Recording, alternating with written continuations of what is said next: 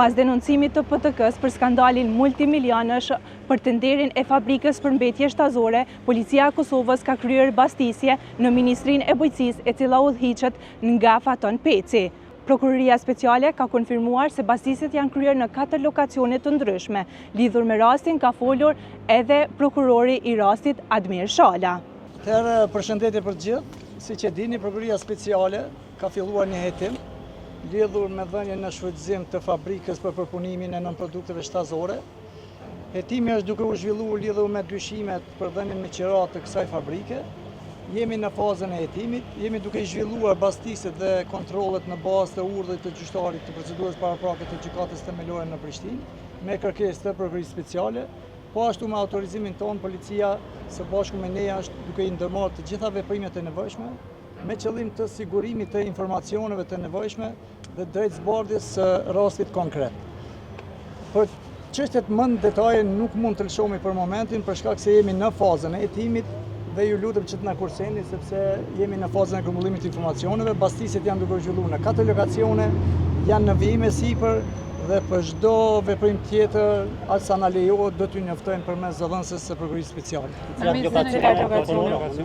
Janë duke u bastisur Ministria e Bujqësisë, Agjencia për Zhvillim Bujqësor, Agjencia e Ushqimit dhe Veterinarisë dhe lokacioni i kompanisë përfituese e kontratës. Ju faleminderit gjithëve, shihemi në takime tjera. Faleminderit. Faleminderit shumë. Faleminderit Nur. Këtë skandal e ka denoncuar antari i kryesisë të Partisë Demokratike të Kosovës, Naim Ismaili. Sipas tij, ministri në detyrë Faton Peci ka dhënë me qira pronën publike fabrikën e mbeturinave shtazore kompanisë LIPKS ITSHPK për 20 vjet pa ankant publik.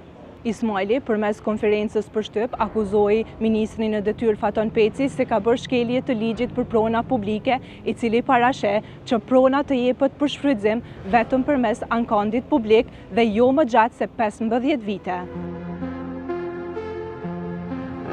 Derisa bastisjet po zhvilloheshin në institucionet që udhëhiqen nga ministri i Bujqësisë në detyrë Faton Peci, ai vet ishte i pranishëm në kuvent në seancën për konstituimin e legjislaturës së re. Ndryshe nga herët e tjera, Peci këtë herë zgjodhi të përdor hyrjen dytësore të kuventit, në përpjekje për të shmangur gazetarët. Ai u pa në humor të mirë duke biseduar me kryeministrin në detyrë Albin Kurtin. Megjithatë, pas përfundimit të seancës, ministri Peci kishte një tjetër angazhim të rëndësishëm. Ai po intervistohet nga njësia e veçantë e lidhur me bastisjet që u zhvilluan.